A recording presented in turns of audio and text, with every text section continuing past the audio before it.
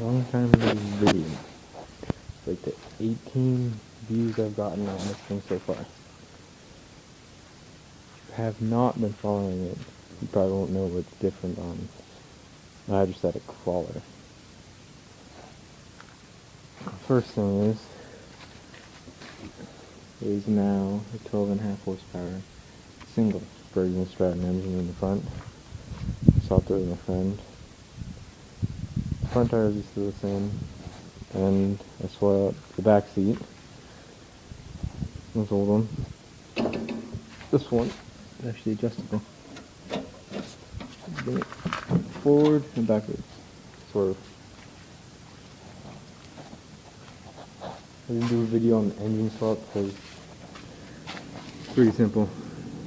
You just take out the 4 engine bolts. One there, and 2 on the other side. Pull it down.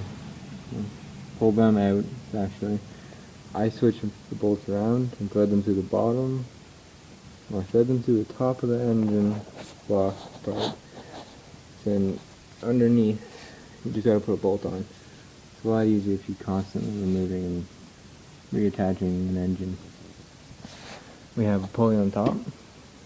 This is for pull starting it because I still have no wiring set up. There's a key. It still doesn't do anything. This is how you kill it. You touch this anywhere on the frame, and it'll kill it. I swapped engines with my friend. You'll probably see his monstrosity lawnmower soon. And we added this one. Another exhaust. This is off of another single engine I got. But the factory exhaust for this one, on his lawnmower, sat forward on the frame.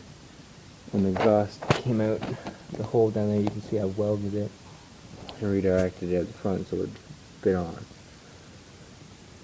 We added this. This really quiets it down a bunch more.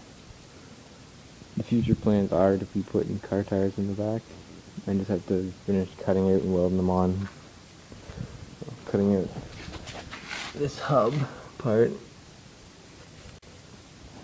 and welding it onto the car tire. That's an update so far on hydrostatic crawler for all these 18 views I have.